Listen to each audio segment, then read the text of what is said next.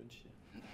Il a le flow. Donc je vais d'abord me tourner vers Guillaume et vers Ross pour parler du statut des artistes. Alors, on ne va pas refaire tout l'historique de choses qu'on a déjà vues, mais depuis quelques années, on a vu émerger une forme de professionnalisation des gens qui font des vidéos sur des plateformes en ligne, accessibles gratuitement. Et alors, il y avait des contrats avec les plateformes avant 2017, mais en 2017, il y a eu un petit peu un moment charnière qui a permis, avec l'arrivée de deux choses. Un, il y a le fonds de CNC Talent qui est arrivé aussi par le CNC, qui a permis de proposer des aides liées à la création ou au développement de projets pour les vidéastes, qui a apporté des lettres de noblesse en tant qu'objet. Voilà, un objet du web, la web création sur YouTube, etc. C'est aussi des œuvres audiovisuelles. Et il y a une autre chose qui est arrivée aussi, c'est l'arrivée des contrats du statut d'artiste-auteur pour les vidéastes. En déclarant leurs œuvres à travers vos maisons d'auteurs, ils sont en mesure de percevoir des droits d'auteur en fonction de la visibilité de leur contenu. Et ça leur donne un statut dit d'artiste-auteur. Alors je vous laisserai un peu vous passer la main, vous compléter tous les deux parce qu'il y a un sujet commun. Mais comment on définirait le statut d'artiste-auteur aussi, qui est un statut que beaucoup de vidéastes ont? Moi, je peux dire des trucs approximatifs, et puis Guillaume va être plus précis que moi. Non, je pense. Parce qu'il Commence. Mais en fait, parce que, en tout cas sur le répertoire audiovisuel, quand on est auteur à la SACD ou à la SCAM, du coup, on est artiste aussi. L'inverse, c'est pas forcément vrai, parce qu'on peut être artiste sans être auteur. C'est ça un peu la différence. Après, sur nos répertoires, les gens sont souvent auteurs de leurs propres œuvres, et encore plus sur des plateformes web, parce que souvent ils sont producteurs, ils font beaucoup de choses eux-mêmes. Mais après, c'est vrai qu'il y a eu toute une phase où déjà les gens ne savaient pas qu'ils étaient auteurs, ne savaient pas qu'ils pouvaient adhérer à la SACD ou à la SCAM, et qu'il a fallu un peu leur apprendre ça et aller chercher les gens. Donc une fois, maintenant ça commence à être un peu plus connu, même si tout le monde ne le sait pas. Mais c'est tout ce que j'ai à dire là, j'allais un peu trop loin en fait. Je vais laisser Guillaume compléter. Donc c'est quoi en vrai? Non, il a raison, c'est-à-dire que les vidéastes, d'une manière générale, ils n'étaient pas forcément identifiés comme auteurs au départ.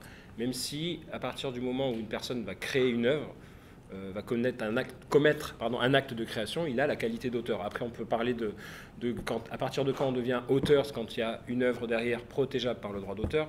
Ça, on ne va pas rentrer dans ce genre de considération, on pourra en parler après si tu veux. Non, on peut détailler un petit peu, mais on va le faire. Mais à partir du moment, ce qu'il faut dire, c'est que les vidéastes ont toujours été des auteurs, mais ils n'avaient pas encore le statut d'artiste-auteur parce qu'ils ne percevaient pas de rémunération en droit d'auteur. À partir du moment où ils ont commencé à percevoir des rémunérations en droit d'auteur, parce qu'auparavant, effectivement, ils monétisaient, ils avaient des accords avec les différentes plateformes, mais ils n'avaient pas de rémunération à proprement parler en droit d'auteur, ils ne cédaient pas leurs droits concrètement à un producteur ou à un diffuseur ou à un exploitant quelconque.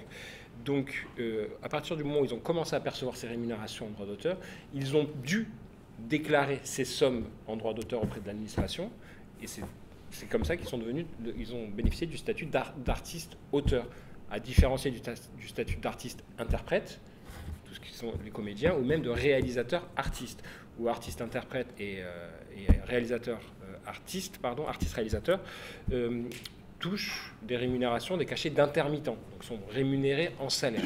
Alors qu'un artiste-auteur, ça peut être un vidéaste, ça peut être un sculpteur, ça peut être dans n'importe quel domaine de la création, à partir du moment où il y a des droits d'auteur attachés, qu'on va monétiser ça, qu'on va tirer un bénéfice de l'exploitation de l'œuvre qu'on a créée.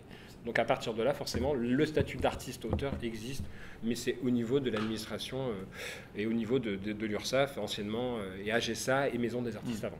Justement, comment il cohabite ce statut d'artiste-auteur avec la production? Parce que là, on est sur la partie auteur-réalisateur, donc c'est rémunération en droit d'auteur qui est possible à travers vos plateformes, mais il y a une partie qui est la production, dont vous n'avez pas fait, et souvent la même personne est à la fois auteur, donc artiste-auteur, et produit ses propres contenus, les incarne, donc il peut être à la fois artiste incarnant, enfin interprète, il peut être artiste, il peut être aussi artiste-auteur, et cumuler tout ça? Parce que Évidemment. quand c'est la même personne, Évidemment, comment ça évidemment. marche?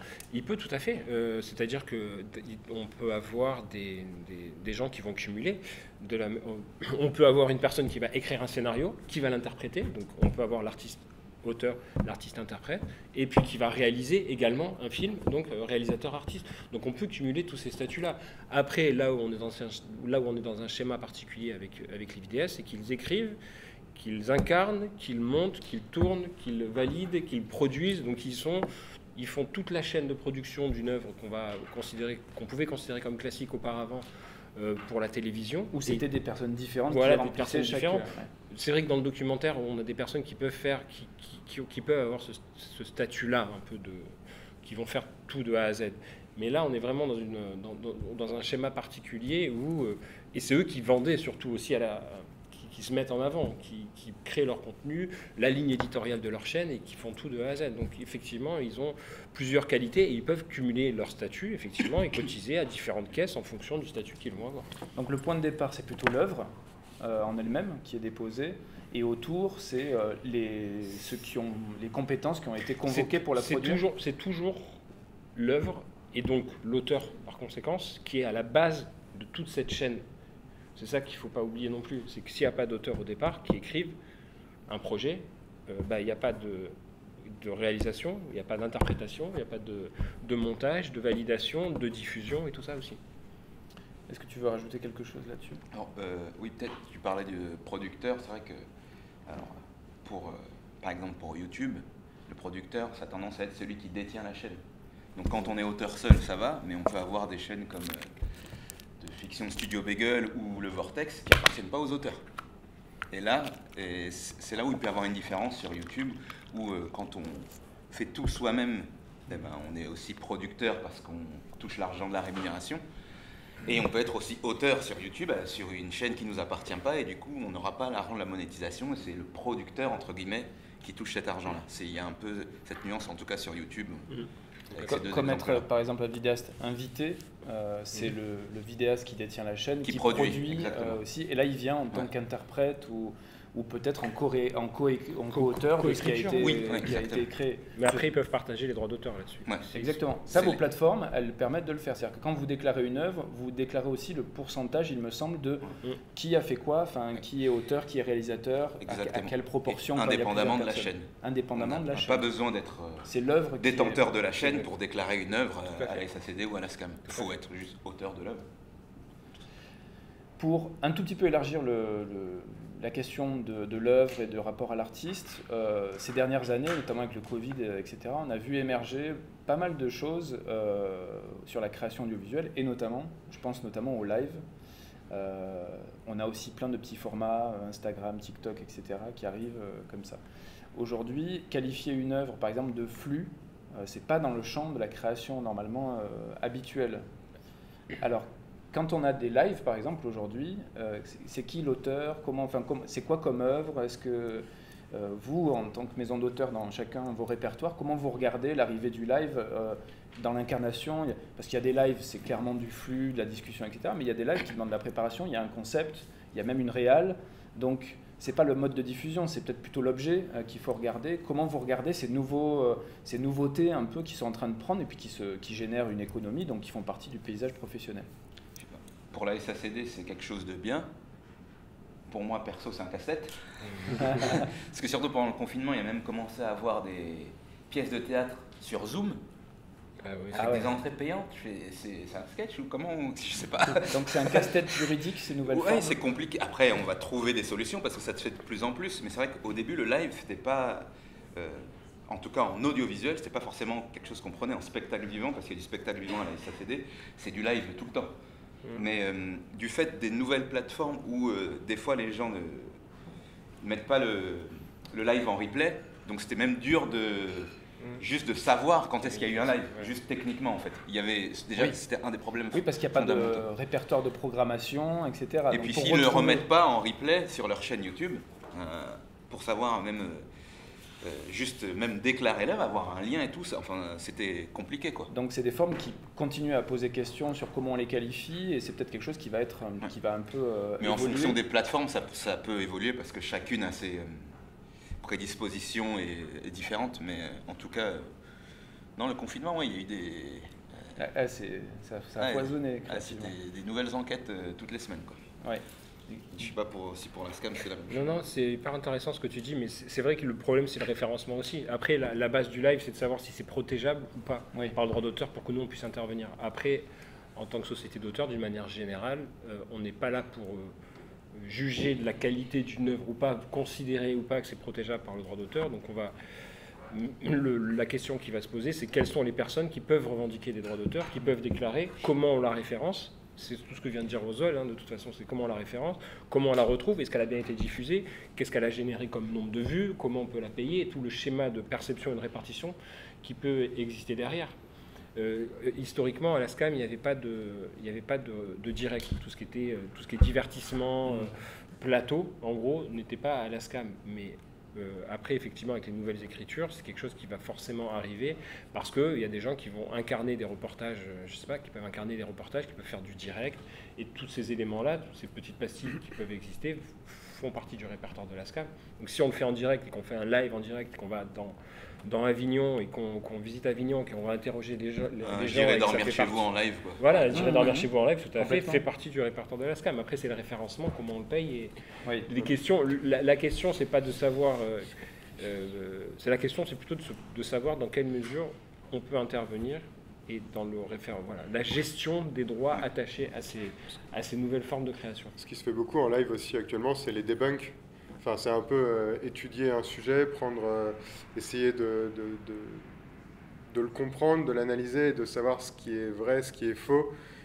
Il y a pas mal de gens qui s'amusent, entre guillemets, en tout cas qui œuvrent là-dessus, en live, avec des sources qui sont justement préparées. Enfin, il y a toute une démarche, toute une création en amont pour préparer les sources, préparer la réflexion. Et ça se fait pas mal en live aussi. Mais du coup, en fait, le principal problème, ça revient à un problème technique, parce que la démarche de création là-dessus, elle est pas contestée. Voilà, donc c'est plus comment est-ce qu'en fait vous allez entre guillemets, vous connecter avec Twitch pour... Il n'y a pas que, pour moi, il n'y a pas que Twitch, live, effectivement, mais si on regarde les live YouTube, ils sont en général visibles après. Ouais. Il y a le live, et puis après, on peut revisionner le live, donc après, on peut forcément identifier le nombre de vues, on peut avoir la documentation de YouTube. Pour Twitch, je ne sais pas encore comment ça peut se passer. C'est toute la question de est-ce qu'on peut revoir, est-ce qu'on peut revisionner derrière. Si c'est juste un live qui a généré 100 000 vues en direct, déjà il faut le trouver. Voilà, il faut avoir l'information et payer en fonction d'un tarif. En tout cas, techniquement, une œuvre live peut être au répertoire. Oui. Enfin, c'est aussi les avancées technologiques maintenant. Si on veut, on peut faire un film en live. Oui. Avec les changements de caméra et les comédiens, on peut. J'imagine que ça a dû se produire en je sais qu'il y a des films en plan séquence. Je sais qu'il y a des films en plan séquence, notamment dans le clip, on a beaucoup de choses comme ça. Mais rien n'empêche de le faire en direct. Ils pourraient être diffusés en live, parce que la réal s'auto-produit en même temps. Et les dialogues sont écrits à l'avant, enfin tout le travail d'auteur est fait, c'est juste que techniquement... D'ailleurs, peut-être que ce travail d'auteur, les scripts ou ce qui va être écrit en amont va permettre aussi de qualifier d'œuvre telle ou telle chose, même si elle est diffusée en live par exemple. Est-ce que c'est une chose qui va permettre de dire oui, là, il y a de la préparation, il y a de l'écriture, etc. par rapport à une œuvre de flux? Je ne pense pas, parce qu'on ne peut pas considérer que parce que ce n'est pas préparé en amont, il n'y a pas de création. Donc je pense que ce n'est pas un critère. Là, en fait, il y a des critères pour considérer qu'une œuvre, c'est... Désolé, mais protégeable par le droit d'auteur, c'est tout ce truc. Il faut que ce soit une création, que ce soit mis en forme et que ce soit original. On n'a pas besoin de préparer en amont quelque chose. On peut créer au fur et à mesure. Enfin, je veux dire, il y a le nombre de voilà, je veux dire, l'exemple, c'est en direct, par exemple. D'ailleurs, les spectacles d'impro, il y en a à la SAC dans le théâtre, ça reste une œuvre quand même, même si le texte n'est pas écrit à l'avance. Ou les stand-uppers qui improvisent des fois en fonction de... Il y a déjà une question. Bonjour. Bonjour. Je suis chargée de production sur YouTube et sur Twitch, et du coup le sujet du live m'intéresse beaucoup. C'est moi qui m'amuse à faire des déclarations à la SCAM tous les mois pour les vidéos de... Guillaume, on va te laisser. Là, il faut vraiment demander à Cyril Etienne. C'est le vrai Cyril Etienne. Elle est très pragmatique. On a des contenus qui relèvent effectivement du champ artistique sur Twitch, avec la performance de danse, la performance musicale, etc. En live, avec des transports. Donc le format continue à exister dans le fond sur Internet. Mais aujourd'hui, je ne peux pas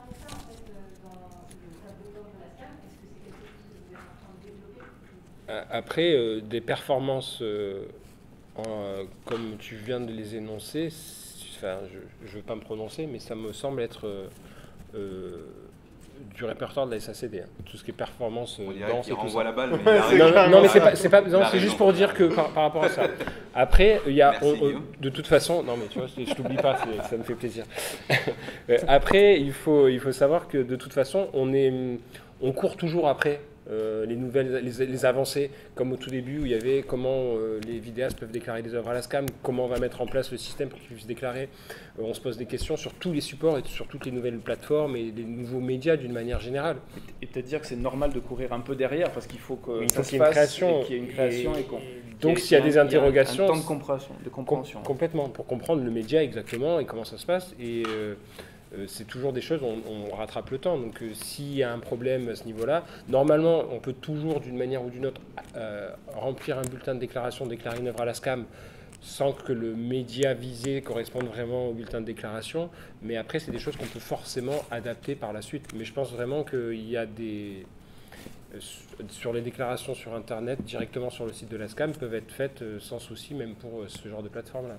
Après, à vérifier, hein, pour certains, peut-être qu'il y a quelque chose qu'on n'a pas forcément identifié comme problématique, et que tu peux tout à fait nous exposer, et ça peut nous permettre d'avancer. J'allais dire, et vous permettre de répondre à ça, est-ce que justement un producteur, un artiste, un auteur peut venir vous en parler, justement, de ces choses qui ne sont pas encore bien définies pour en parler directement avec vous, c'est que vous êtes les interlocuteurs pour ça aussi. Oui, et puis c'est d'ailleurs comme ça, des fois, qu'on découvre les choses. Moi, je sais que je regarde beaucoup les plateformes. Enfin, je dois passer pour le boulot. Hein. Non, déjà pour le boulot. Peut-être 1 heure ou 1 heure et demie par jour à regarder des choses pour voir ce qui se fait, mais on ne peut pas tout voir non plus. Donc c'est bien, et d'ailleurs, c'est pas qu'un problème de vidéaste, ces choses de live. Il y a même des fois moi, ceux qui vont aussi à la frontière de ce qu'on peut faire, souvent c'est Arte par exemple. Donc Arte, à ça, souvent c'est du casse-tête ce qu'ils font, mais ça permet de voir aussi le champ des possibles et de voir comment on peut apporter une solution à ça. Et pour le coup, on en parlait hier avec Arte justement, c'est leur ADN d'aller au-devant des codes et d'aller chercher justement toujours ces casse-têtes. Ça, Arte, c'est vraiment leur pain quotidien, et je pense qu'ils pourraient être un acteur important d'ailleurs dans l'appréhension de ça en tant qu'œuvre, comment ça se produit et comment ça se considère après, à la fois les auteurs, artistes, œuvres, etc. C'est vrai qu'en tout cas, on y voit un grand champ à venir de choses à qualifier. Toujours. Mais ça fait 4 ans qu'on se dit ça, hein, en plus. Et on le sait, il y a 4 ans, on parlait de la web création, on essayait de la définir, et on sait déjà qu'on est à la fois encore en train de répéter des choses qui sont encore vraies, mais toute l'évolution... On doit penser à demain. Voilà, toute l'évolution que ça prend. Donc, sujet de la qualification d'artistes et des œuvres et de tout ça, ça montre, enfin je dirais que ça répond aussi, ce foisonnement, c'est l'âme aussi de l'art, et de toujours aller plus loin, de créer et d'avancer et de contraindre un peu le cadre qui existe. Donc sujet à venir et à continuer à réfléchir. Oui, parce que surtout qu'en plus les moyens et les médias évoluent en permanence, évoluent de plus en plus et de plus en plus vite. On voit par exemple TikTok n'existait quasiment pas il y a même 1 an dans le paysage, et maintenant TikTok devient un média comme un autre, sur lequel j'imagine vous allez devoir aussi vous positionner. Et désolé. Non, mais de toute façon on doit aller partout où il y a des œuvres en fait. Partout il y a des auteurs. Il y a de plus en plus de médias et de médiums pour créer, et je pense que c'est aussi ce qui complique la vision de est-ce qu'un vidéaste est un artiste, parce que au final, on en serait toujours à l'époque du film entre guillemets bête et méchant, où chacun a son rôle qui est prédéfini. En fait, on sait grosso modo qui est artiste et pourquoi il est artiste, alors que maintenant, c'est des hommes orchestres qui font un peu tout sur plein de médias différents, plein de médiums différents. Et du coup, c'est ce qui fait poser cette question, j'ai l'impression. La question se pose souvent. Enfin, la SACD, c'est une société qui est ancienne, genre qui a 1 an de moins que les États-Unis, par exemple. Et quand le cinéma est arrivé, c'était le même problème. Hein. Les gens disent mais c'est quoi ce truc? Enfin, c'est juste que nous, on n'était pas là, donc on voit pas le. Et la télé, c'était pareil aussi. Hein. Enfin, c'est juste que maintenant, en fait, les choses arrivent de plus en plus vite et de plus en plus. Enfin, il y a pas forcément 50 ans entre 2 technologies nouvelles pour la création, quoi. Donc C'est vrai que c'est un rythme un peu Il faut soutenu. plus de moyens pour réagir plus vite, du coup, les régulateurs. Je préfère que ce soit toi qui le dise, mais oui. Mais t'inquiète, c'est mon boulot de dire que vous avez besoin de moyens. Non, mais c'est vrai. Si, on parlait tout à l'heure de la professionnalisation et des contrats qui sont faits avec les plateformes. Un contrat audiovisuel, c'est toi qui me diras si je me trompe, mais c'est plutôt 8 ans, 10 ans. Là, on est sur des contrats de 4 ans, c'est déjà très très court. 10 ans quoi. Les sessions, les Tu questions parles avec les diffuseurs. avec les diffuseurs, Ah, avec pardon. les diffuseurs, Oui, pardon. je me suis trompé de terme. Oui. Avec les diffuseurs, on a des contrats sur des temporalités longues parce qu'on a besoin aussi de cette temporalité pour prendre du recul et assurer que ça progresse. Oui, ça se décline. À un certain... Aujourd'hui, on a des créations et des œuvres qui mutent beaucoup plus vite. Et donc, dans votre rôle à vous, forcément, ça vous oppose de sortir des lignes plus souvent. Mais c'est aussi ça, être un narcisse, c'est commencer à l'être, à créer quand on sort un peu des lignes. Donc tout ça est un mouvement perpétuel. Mais c'est pour ça qu'on est on est géré par des auteurs aussi. Oui. Roswell comme moi, on fait partie des services. On n'est pas, pour la SCAM, moi je suis pas du tout auteur, mais on a des auteurs dans des commissions, des créateurs qui viennent de médias totalement différents. C'est pour ça qu'on les intègre au fur et à mesure à la SCAM et aux différentes commissions pour qu'ils nous apportent leur expérience, leur retour et qu'on puisse faire évoluer les choses. Donc effectivement, c'est très important pour nous d'avoir des retours, d'avoir ces retours continuellement. Et on les a de toute façon. Donc sollicitez-les, parce que c'est comme ça qu'on avancera aussi, c'est en se posant les questions. Enfin, nous on le voit quand on se recroise régulièrement sur les tables rondes, c'est aussi quand on vient porter ces choses-là et qu'elles sont dites qu'on peut les faire avancer. Est-ce qu'il y aurait d'autres questions un peu sur vraiment le statut un peu artiste à la base, avant qu'on passe sur la partie nouveauté, NFT, etc. Juste une petite question au niveau des sociétés d'auteurs. Au niveau de la musique, ça a changé beaucoup rapidement et avant l'image. Donc est-ce que la SACEM a mis en place des choses que vous pourriez justement réutiliser? Est-ce qu'ils sont plus en avance que vous, SACEM et OSCAR ou pas du tout? Moi, la vraie différence avec la SACEM, c'est qu'elle représente les producteurs aussi. Les éditeurs de musique. Les éditeurs de musique. Donc il n'y a pas que les auteurs. Et je pense personnellement que ça joue aussi sur l'influence qu'ils ont parce qu'ils représentent aussi Universal, par exemple. Donc par rapport à YouTube, par exemple, ou Facebook, ça peut jouer, surtout que la musique, des fois, accompagne pas mal d'œuvres et du coup, ils ont dû trouver des choses pour pouvoir mettre du contenu malgré ça, parce que je pense qu'il y avait ce souci-là. Ça, c'est mon avis personnel. C'est pour ça. L'industrie a muté tôt aussi par rapport à la vidéo, Oui. c'est-à-dire que la mutation de la dématérialisation de l'objet musical est arrivée à forcer... Oui, Casa et Emule avant YouTube. À forcer la main. Non, mais c'est vrai, ça joue. Mais même Napster, Oui. en vrai, le piratage de la musique a commencé bien avant le reste. Mais c'est surtout que, pour répondre à votre question surtout, c'est que je sais qu'on ne peut pas avoir la force de frappe de la SACEM qui gère, je ne sais pas si vous... parce qu'elle gère pour d'autres sociétés à l'étranger aussi, c'est la société d'auteurs la plus puissante au monde quand même, elle gère près d'1 milliard par an, elle a des bureaux dans toutes les régions, donc elle est partout, elle est très, très, très présente, donc ils ont des process d'identification d'œuvres, ils ont des moyens qu'on peut viser effectivement, mais qu'on n'aura pas parce que c'est des moyens humains et financiers aussi à mettre en œuvre. Mais parce que comme ça dépend de l'industrie, est-ce qu'il y a une proportionnalité aussi entre ce que ça génère au niveau économique, la musique? Est-ce qu'il crée ce rapport de force ou Non, je pense que ce que dit Guillaume, c'est ça, enfin, c'est les deux choses cumulées, le fait qu'ils représentent aussi les producteurs, et en plus qu'ils soient présents partout dans le monde, ça fait que c'est des... Après, des fois, ça peut être bien parce que ça permet aussi aux autres sociétés d'auteurs d'entrer dans la brèche. Des fois, l'inconvénient, c'est que des fois, il y a des plateformes qui pensent d'abord à la musique en disant que c'est ça le problème, alors qu'il y a d'autres œuvres, et même pas que les nôtres d'ailleurs, hein, il y a la DAGP par exemple, d'autres sociétés d'auteurs, et même des sociétés représentantes d'autres producteurs aussi, dont les droits sont floués pendant un moment. Après, normalement, tout va rentrer dans l'ordre dans les prochaines années. Et il y aura d'autres problématiques. Ah oui, c'est sûr. Avec d'autres Une question un peu naïve peut-être, parce que je suis plus dans Mais on est là pour ça. le côté diffuseur professionnel, mais quand on parle par exemple de Vortex ou des choses comme ça, donc des chaînes YouTube qui appartiennent et qui doivent reverser donc, des droits aux auteurs, est-ce que pour toutes ces plateformes, TikTok, Twitch et tout ça, ces plateformes reversent directement aux sociétés d'auteurs? Comment ça fonctionne? Non, alors pour Vortex, par exemple, pour YouTube, il y a deux moyens d'avoir de l'argent, c'est avec la monétisation et les droits d'auteur. Les droits d'auteur, c'est que pour les... En fait, ils n'ont pas besoin de passer par Arte pour déclarer leurs œuvres, même si elle n'est pas sur leur chaîne. Oui, mais ça veut dire que vous, société d'auteurs, vous faites un travail avec ces plateformes-là pour récupérer l'argent Oui. pour les auteurs? Oui, exactement. Et ça se passe comment? C'est au nombre de vues? C'est au nombre de vues. Alors, je pense pour la SCAM, c'est pareil, mais la différence des... En fait, c'est les mêmes contrats qu'il y a avec les chaînes de radios et les télévision. chaînes de télé. La différence, c'est que c'est des horaires de diffusion à la télé ou la radio, et là, c'est du nombre de vues, parce qu'il n'y a pas d'horaire de diffusion. Le principe est le même.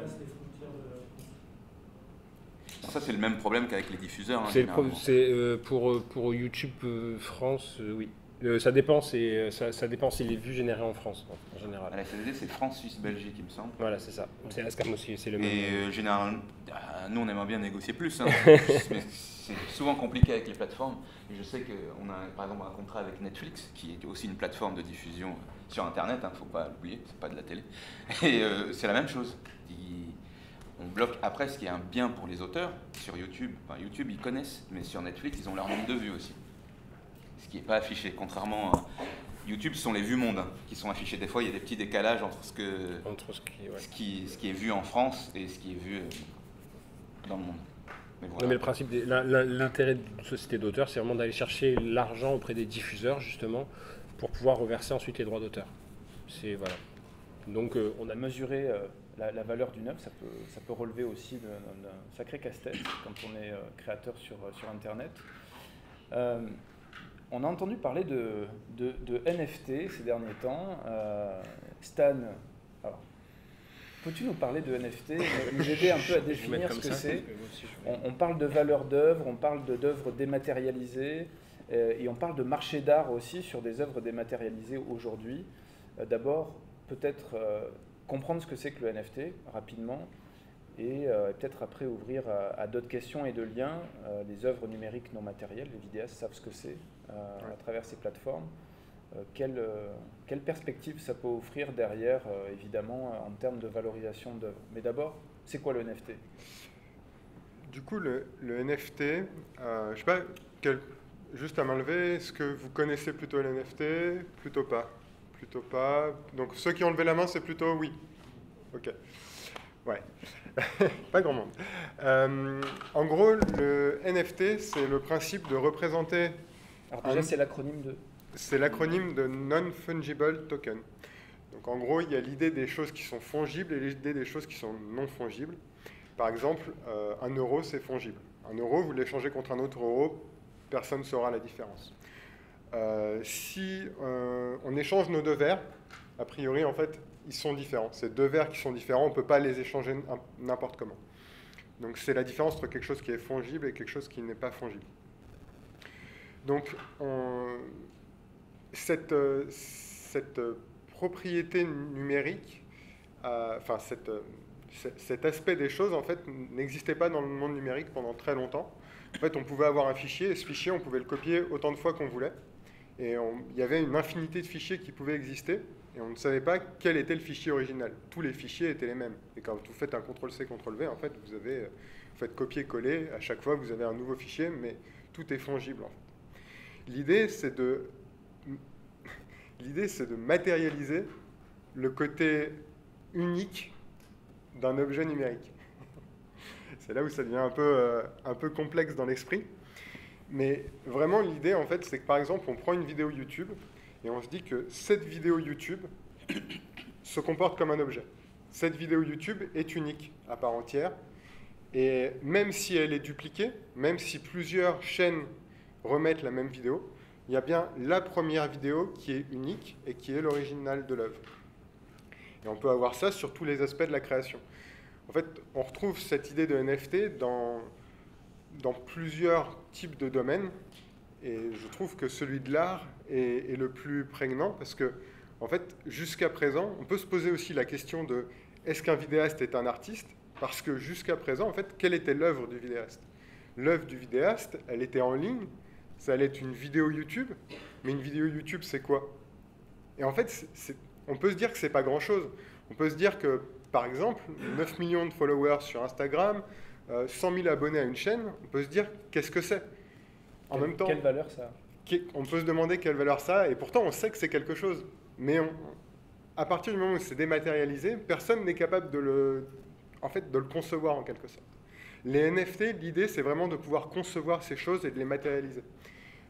L'idée c'est de pouvoir dire qu'une vidéo sur YouTube, c'est un NFT, et ce NFT, c'est un objet. Ok, il est numérique, personne ne peut le toucher, comme personne ne peut toucher une certification d'un compte Instagram, et pourtant, un compte Instagram qui a une certification, qui a le petit logo bleu, tout le monde est d'accord pour dire que ça a une valeur.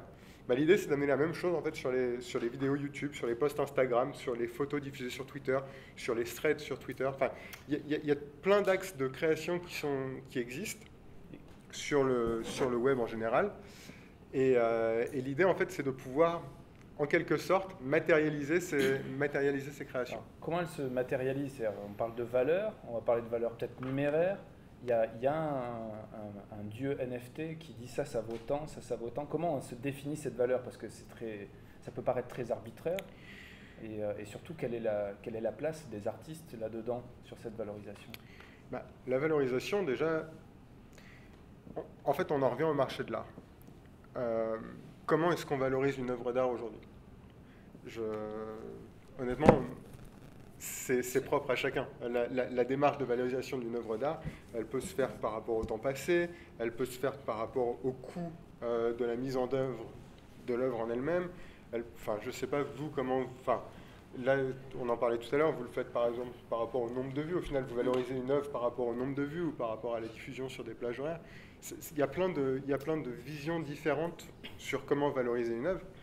Après, ça peut être aussi juste l'artiste qui fixe le prix de son œuvre. Si on se rattache au monde de l'art, et par exemple à des choses comme la peinture ou la photographie, c'est des choses où c'est assez tangible. C'est souvent l'auteur de l'œuvre qui va fixer son prix par rapport au temps que ça lui a pris, à la réputation qu'il a, à ce genre de choses. Le NFT, là-dedans, lui, n'apporte pas spécialement de magie. Il apporte plutôt l'aspect concret d'une création d'œuvre. Il apporte un genre de cadre pour sécuriser une œuvre qui, jusqu'à présent, en fait, n'avait pas vraiment de cadre. On pouvait se dire, c'est sur YouTube, ça ne vaut rien, entre guillemets. Est-ce que tu pourrais nous donner des exemples dans des choses que peut-être certains ont entendu parler, d'images, justement d'NFT, de valorisation qui sont passées dans ces dernières semaines, ces derniers mois, pour qu'on comprenne un peu concrètement ce que peut être un exemple de valorisation d'objets numériques? Bien sûr. Ça va être un peu... c'est un exemple où je vais vous parler de la partie émergée de l'iceberg, donc probablement les plus grosses transactions, donc des chiffres qui peuvent paraître mirobolants, mais je pense que c'est juste vraiment la partie émergée. Il faut se dire qu'il y a sans doute beaucoup de choses qui se passent dont on n'a pas forcément connaissance, mais qui sont sur des chiffres beaucoup plus bas. Mais par exemple, il y a une œuvre d'un artiste qui s'appelle Beeple. C'est un artiste numérique. Il a fait une vidéo de 10 secondes de Donald Trump tatoué de différents tatouages suite à sa défaite aux élections américaines. C'est une œuvre qui s'est vendue 6,6 millions de dollars. Donc c'est une vidéo de 10 secondes qui a été matérialisée entre guillemets en NFT. Et donc... Non. Non, mais je pense que ça fait beaucoup d'art. Non, mais on comprend bien l'aspect œuvre d'art, marché de l'art, etc. Oui. Ce que ça peut représenter. Après, il peut y avoir le premier tweet de Jack Dorsey. Donc Jack Dorsey, fondateur de Twitter, son premier tweet a été vendu 2,9 millions de dollars. Mais à qui? Qui a payé? À un acheteur. Non, c'est plutôt techniquement comment on vend un tweet. Comment on fait, parce que là, ce qu'on pense, c'est que le fait que ce soit magnifique, que ce soit unique, c'est ça qui fait la valeur. Mais le tweet, en l'occurrence, il y a plein de gens qui ont pu le voir. C'est quoi? C'est la première capture d'écran? C'est quoi le tweet, en réalité, alors, qu'est-ce qu'on achète? En général, c'est propre à la plateforme qui génère ce NFT. Le NFT, en fait, est géré par des intermédiaires. Twitter, par exemple, aujourd'hui, ne fait pas de NFT. Alors que, pourtant, Jack Dorsey, je viens de vous le citer, est un fervent défenseur des NFT. c'est le fondateur de Twitter, mais Twitter ne fait pas de NFT. Twitter juste est Twitter et permet d'envoyer des messages. C'est son métier. Ensuite, des plateformes autour créent des NFT à base de choses. Par exemple, à base de vidéos, à base d'images, à base de tweets. Donc, Jack Dorsey, ou en tout cas quelqu'un en son nom, a été sur une plateforme qui s'appelle Valuables et a vendu ce NFT aux enchères, 2,9 millions de dollars. Qui l'a acheté? Personne ne le sait. Ça se fait sur la blockchain. C'est quelque chose qui est relativement...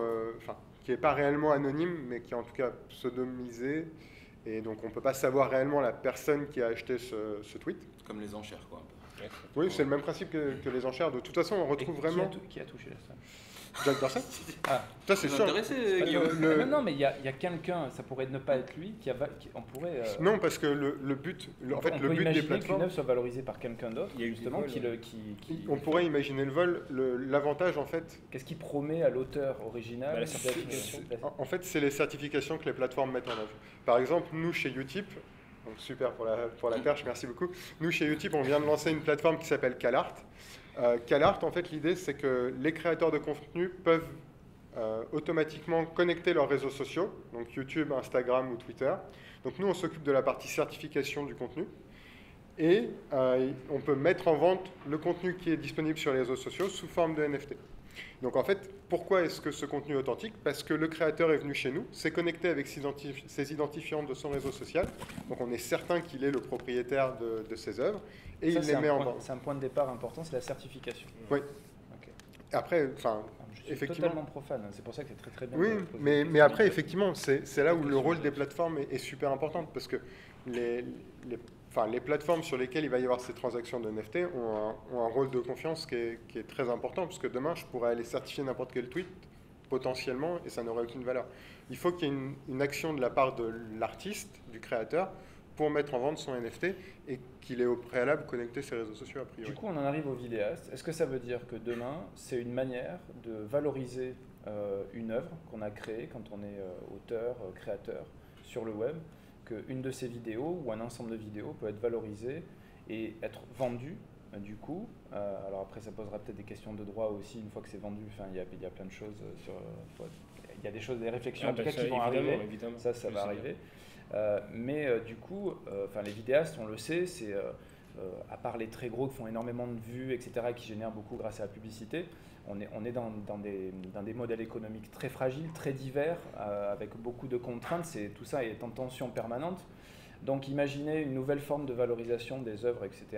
Je pense que beaucoup de vidéastes seront attentifs à cette question-là, parce que justement l'aspect gratuit à la base de leur diffusion est quelque chose qui détonne un peu avec la valorisation dont tu parles. C'est-à-dire qu'aujourd'hui, beaucoup de gens ont pris cet usage de consommer parce qu'il y a une gratuité apparente. On sait que il y a de la publicité où on paye un abonnement, c'est jamais gratuit en réalité, mais c'est disponible en tout cas, si on le souhaite, gratuitement.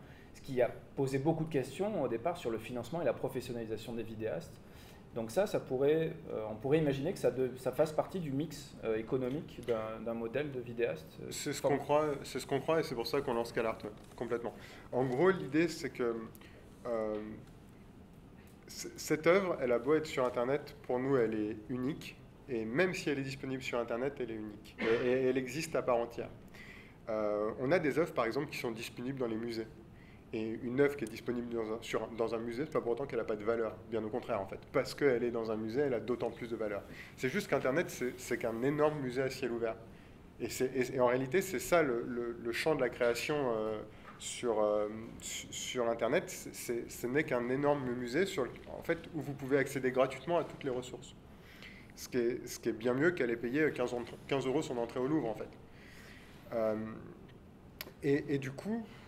vendre son œuvre, elle reste disponible dans ce musée, elle reste disponible sur YouTube, mais vous pouvez la vendre parce que les gens vont vouloir vous soutenir, votre communauté va vouloir vous soutenir, parce que des gens, en fait, vont adhérer à votre œuvre, que dans le cadre des vidéos, il y en a un paquet, pardon, mais il y a...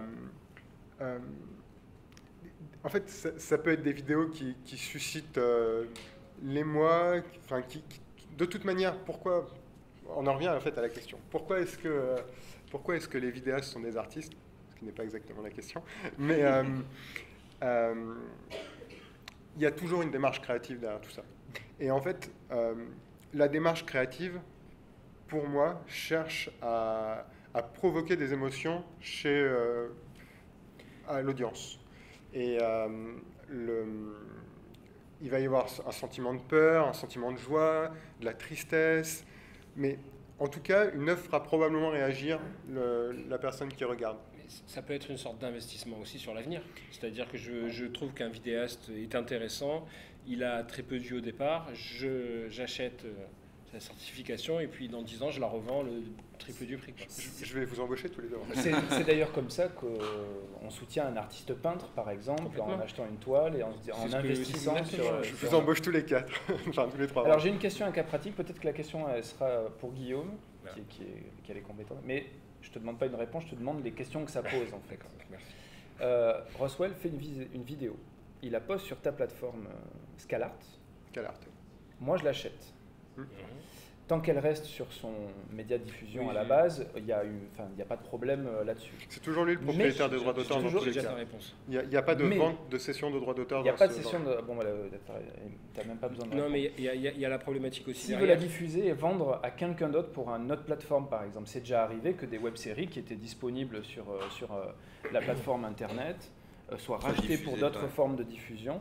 Et donc à ce moment-là, l'auteur qui a vendu en fait les droits de diffusion et ça, il peut être amené, si le contrat a été fait, de retirer ce truc parce que l'exploitation est ailleurs. C'est d'ailleurs comme ça qu'on voit que des films sont pendant 6 mois sur Netflix, puis après ça va être Prime, puis après machin. Dans ce cas-là, donc les droits d'auteur restent à l'auteur évidemment, mais en termes de valeur, est-ce que celui qui a acheté l'œuvre, qui a valorisé l'œuvre, quel va être son rôle dans la circulation de l'œuvre sur différents types d'exploitation ensuite ?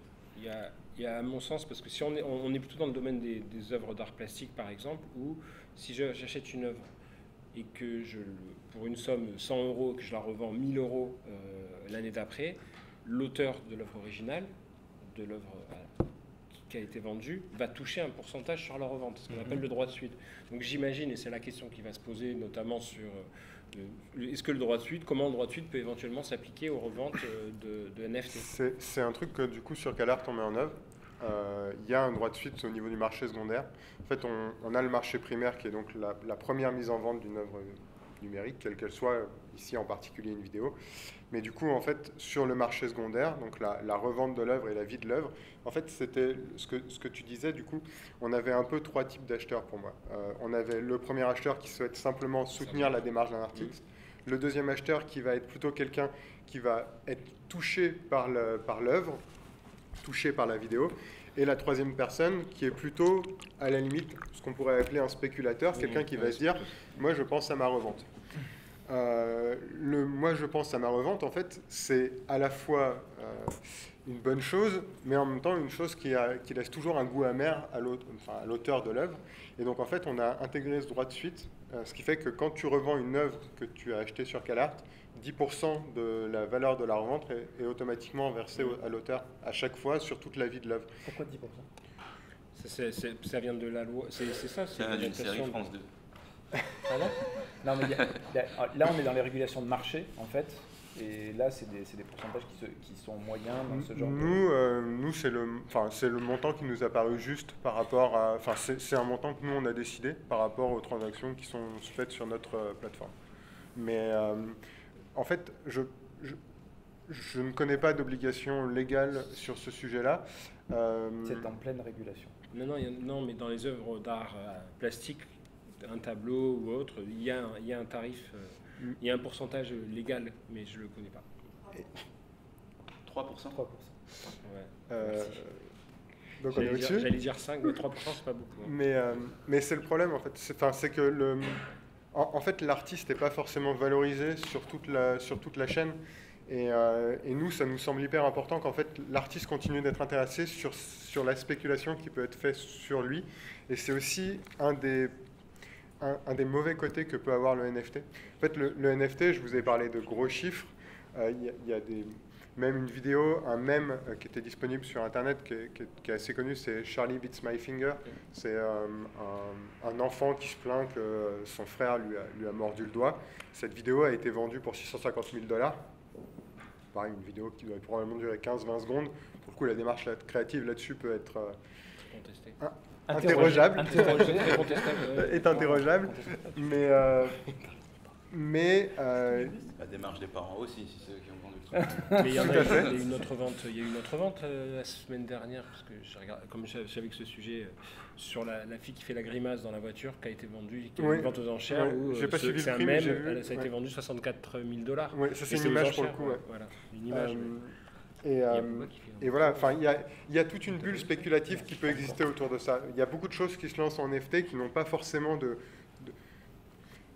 j'ai envie de dire, de réalité profonde de création artistique derrière tout ça. Et en fait, on souhaite prendre du recul par rapport à ça. Oui. On voit qu'il y a... Enfin, nous, Utip, on existe depuis 2017. On travaille avec les créateurs sur comment leur fournir des... 2017, c'est un sacré the date. C'est un sacré cru. On travaille avec eux sur comment est-ce qu'on peut apporter des moyens d'être soutenus. Et on a vu le phénomène des NFT. On sait qu'il y a une bulle spéculative autour de ça. On sait qu'il y a des transactions qui sont surévaluées par rapport à ce qu'elles devraient être. Mais ce n'est pas pour autant qu'il y a un fond qui est réellement intéressant et une réalité de permettre enfin aux vidéastes en fait, ou aux photographes d'être comme des artistes comme tout le monde, c'est-à-dire de pouvoir vendre leurs œuvres. En fait. Parce que normalement, la finalité d'un artiste, enfin, pas normalement, mais parfois, la finalité d'un artiste, c'est quand même de vendre son œuvre pour pouvoir en vivre. Et jusqu'à présent, c'est quelque chose... Et continuer. Et c'est quelque chose qui est très compliqué. Et on sait la fragilité, je le rappelle encore une fois, de l'univers de la web création pour ça, qui aura besoin. Donc votre pari, c'est de dire que ça va participer de l'économie de cette création pour moi, numérique. Tu disais que ça fait partie du mix, oui, et ça doit être quelque chose qui doit être, qui peut être potentiellement pris en compte. Je discutais avec des vidéastes de notre outil, et en fait, ils se disaient mais c'est bien. À partir du moment, en fait, je ne vais pas faire de vidéo sponsorisée. La vidéo que je vais sortir ne pourra pas être sponsorisée parce que j'ai pas d'annonceur, parce que j'ai pas envie, parce que le sujet est trop compliqué, parce que quoi que ce soit. Ça peut être le cas sur des documentaires, ça peut être le cas sur des réalisations qui sont trop dramatiques. Enfin, il peut y avoir plein d'aspects. En fait, je vais intégrer dans ma réflexion que, d'accord, ça ne sera pas sponsorisé, mais du coup, je vais le mettre à la vente. Et ce que je vais gagner de cette mise en vente va me permettre de financer ma vidéo et d'avoir un retour sur investissement comme n'importe quel artiste l'aurait fait sur n'importe quelle œuvre. Mais le propriétaire, il reste...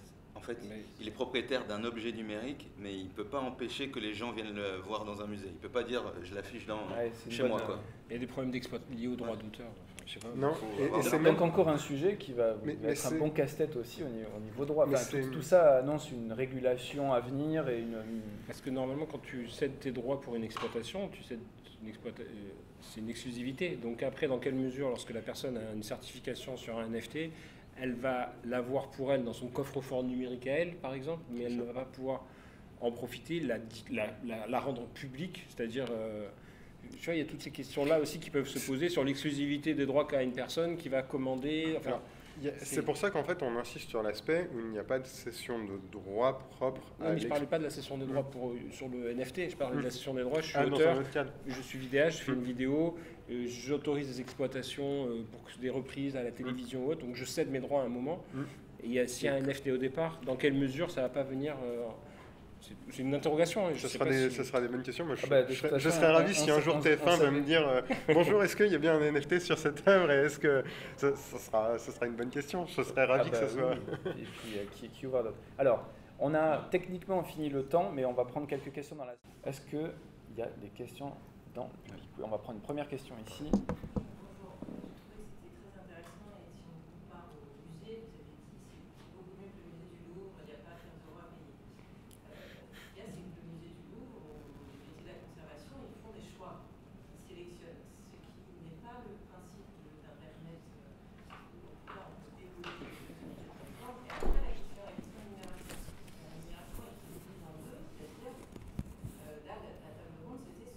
Artistes, ce que vous donnez comme rémunération, c'est pas forcément du droit d'auteur. Et ensuite, est-ce que vous n'allez pas être amené à faire des sélections Ensuite, la propriété du support matériel, parce que finalement, on recrée, c'est tout le problème dans toutes les disciplines artistiques, c'est de recréer finalement du matériel là où il s'évapore, parce qu'on n'arrive plus à saisir et on n'arrive plus à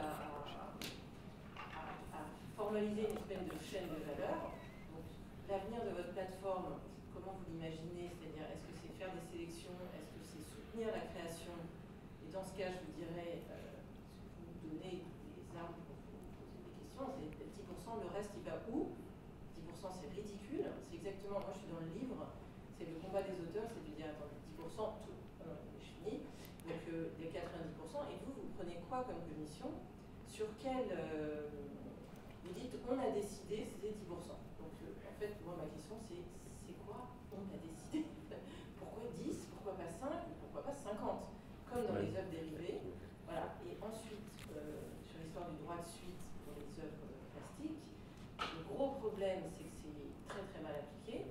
Alors que là, vous vous trouvez en numérique où tout est tracé, traçable. Avec la blockchain. C'est beaucoup mieux. Ça, de ce point de vue-là, pour les créateurs, c'est beaucoup plus facile parce qu'on peut normalement, si les œuvres sont marquées, les tracer et puis en fait aussi, évidemment, c'est bon.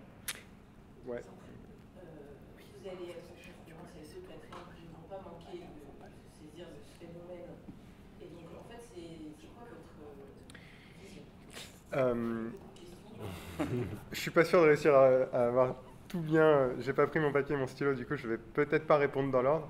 Néanmoins, juste pour clarifier, lors de la première vente, il n'y a pas de phénomène. Enfin, les 10% pour nous, c'est le droit de suite.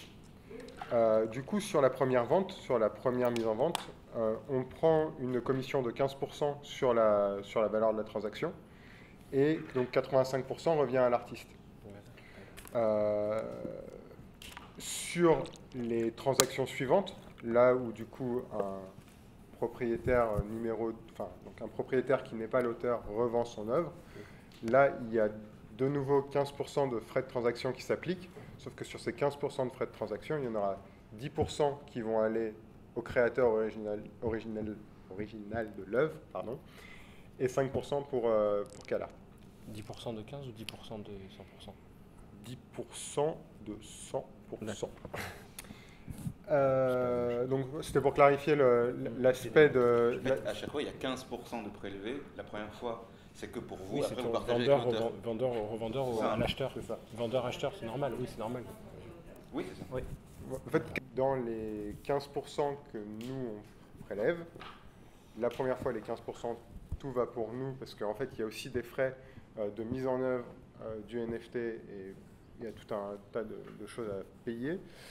Et sur les transactions suivantes, il y en a 10%, donc les 2/3, qui vont au créateur. Sur l'aspect de l'éditorialisation, presque au final, parce que votre question était comment vous faites la sélection. Aujourd'hui, j'aimerais croire qu'on n'aura pas besoin de faire de sélection. Je pense que le but, c'est que la plateforme soit le plus ouverte possible. Si on me parle d'éditorialisation, tout de suite, ça me fait penser à une autre activité sur laquelle je ne vais pas aller. Mais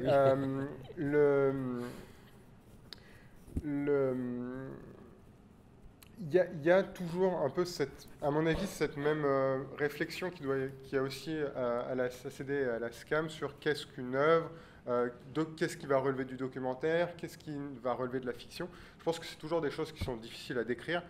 Pour l'instant, on souhaite avoir le catalogue le plus large possible en termes de définition de l'œuvre.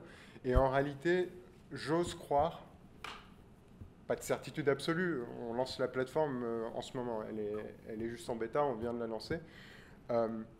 J'ose croire qu'il y aura une certaine autorégulation parce qu'il faudra des acheteurs pour acheter. Et qu'à partir du moment où vous allez vendre un tweet où il y a écrit Toto, j'ose croire que la démarche artistique ne sera pas valorisée. Là où si vous faites un thread sur Twitter avec toute une explication sur un débunkage d'actualité, ou si vous faites une vidéo d'une fiction, ou si vous faites une musique, tout de suite la démarche créative aura beaucoup plus de valeur, sera beaucoup plus palpable même par les communautés. Donc je pense qu'il y aura une forme de balance qui arrivera. Je dis une bêtise. C'est là où l'aspect marché va aussi Oui. rentrer en œuvre. C'est-à-dire qu'il y a des choses qui sont mécaniquement équilibrées. Moi, je ne veux pas les théoriciens de l'économie, mais il y a aussi la spéculation La main qui existe et qui va faire qu'il y a des valeurs qui vont s'enflammer, d'autres pas, et qui correspondront après à des produits financiers plus qu'à des œuvres. C'est pour ça que c'est aussi fascinant qu'un peu inquiétant, en tout cas très, très curieux comme système. L'aspect produit financier, on essaye de s'en séparer le plus possible, entre autres avec un droit de suite qui est selon nous plutôt élevé. Non, mais on est sur une table ronde sur les artistes. Vous dites, on ne veut pas éditorialiser, on ne veut pas faire de choix. Mais, je ne sais pas, là, vous avez parlé d'une vidéo de 20 secondes d'une gamine qui sourit dans sa voiture, je ne sais pas quoi. Bah, le droit que vous avez versé, ce n'est pas du droit d'auteur. Non, non, c'est purement une transaction commerciale. Comme pour la peinture.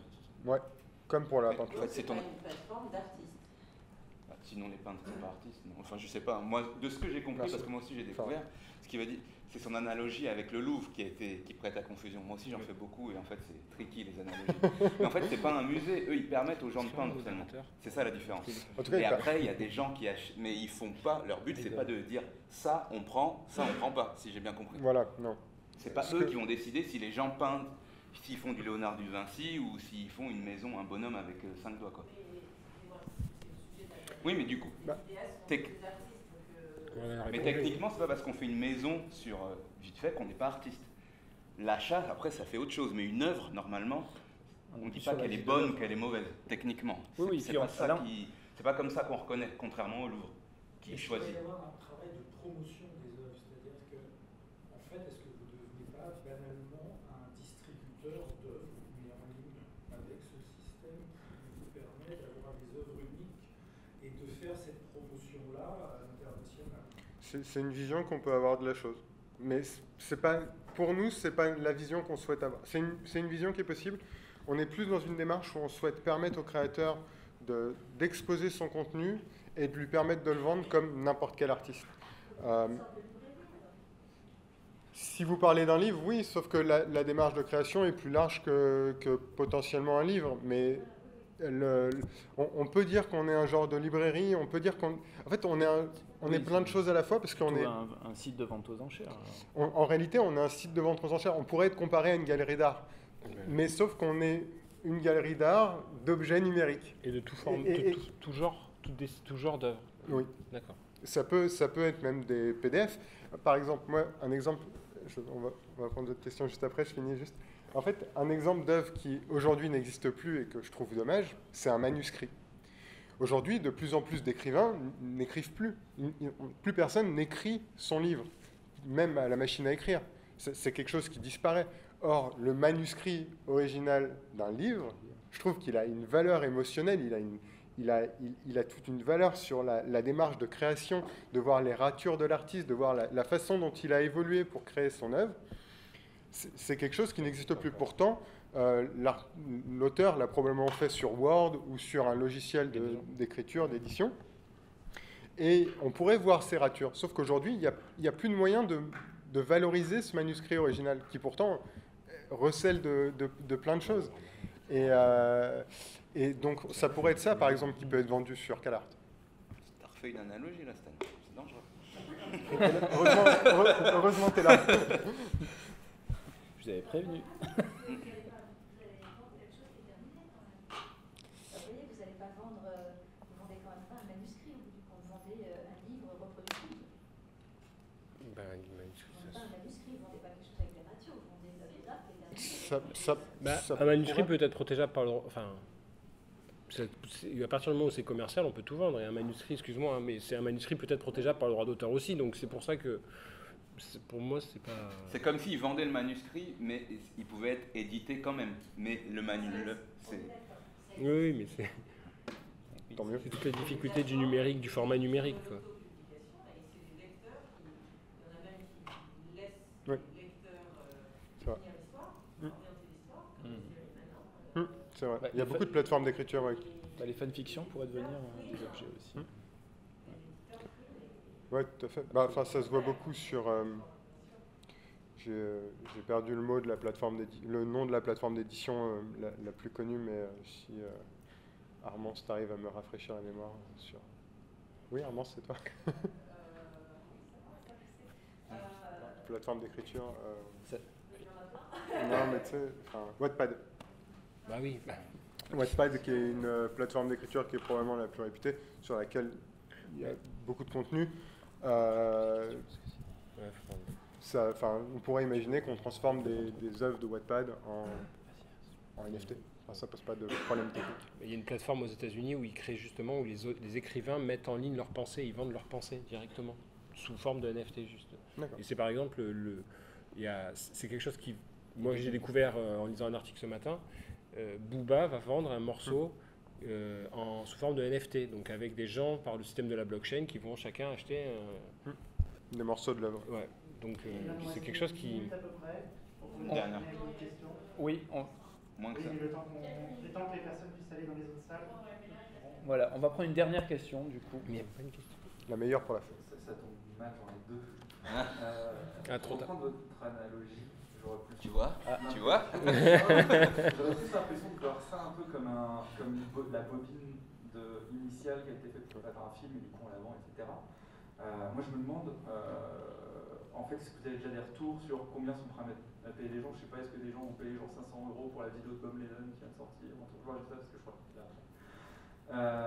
Mais est-ce que ça va vraiment, enfin, est-ce que vous voyez, c'est peut-être mon côté boomer, hein, je sais pas, mais j'ai l'impression que j'ai du mal à voir que les gens vont payer très cher ou pas très cher. C'est un peu jeune pour avoir un côté boom.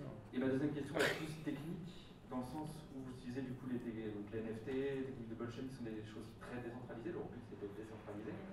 Là vous centralisez le tout du coup chez vous en tant que référent, en tant que, on va dire, de certificateur de personnes, et du coup, quels sont les moyens de sécurité que vous mettez en place pour du coup garantir que il ne va pas y avoir d'usurpation d'identité, pas y avoir de piratage qui vont faire que du coup au final peut-être l'argent va aller autre part, le certificat va être faussé, la blockchain va être cassée à un moment ou à un autre.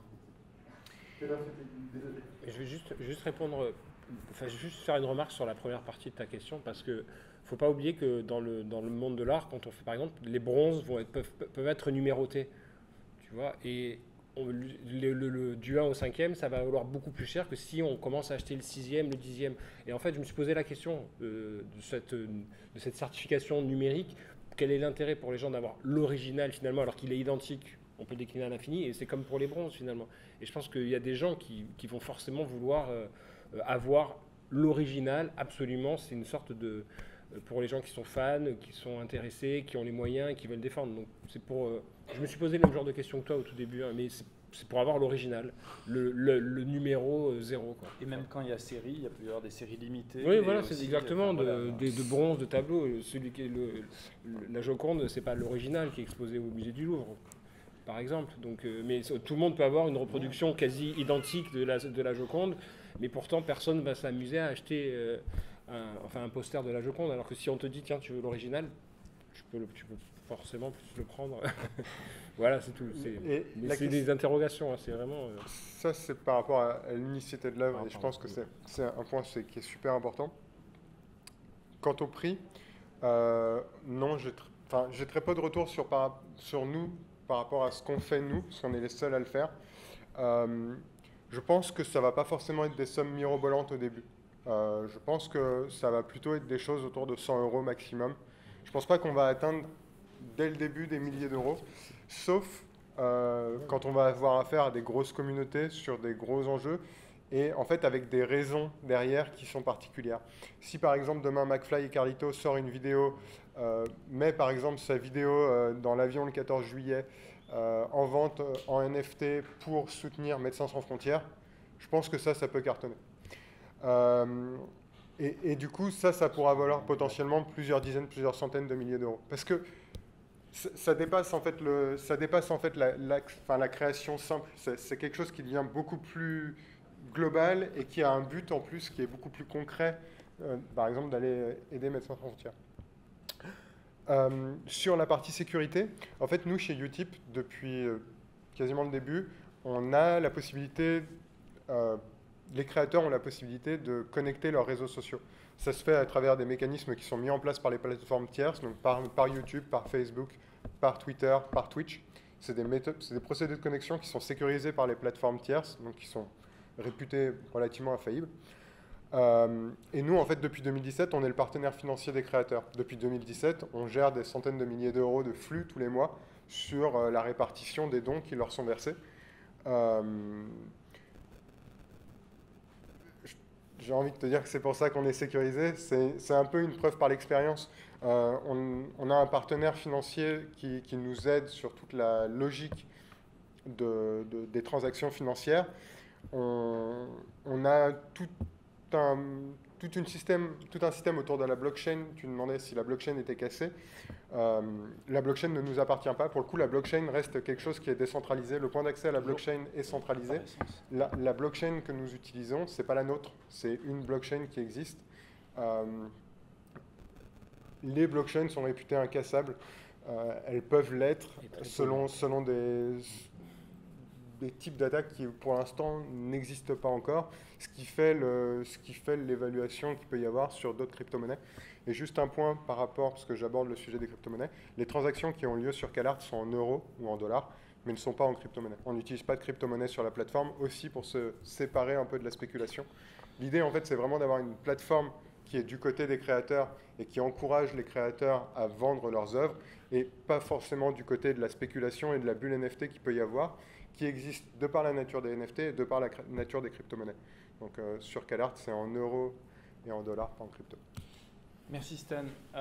On va s'arrêter là. Je vous invite, toutes ces personnes-là sont disponibles et disposées à discuter de manière plus approfondie sur des projets, etc. Ils sont là pendant les 3 jours pour vous accueillir justement et parler de choses. Sauf après 22h, c'est plus dur. Après 22h ou après 4 bières? C'est large, quoi. Ça dépend. Je croyais qu'on comptait en nombre de bières, pas en nombre d'heures. C'est un cas, peu comme les nombres de vues et les créneaux horaires.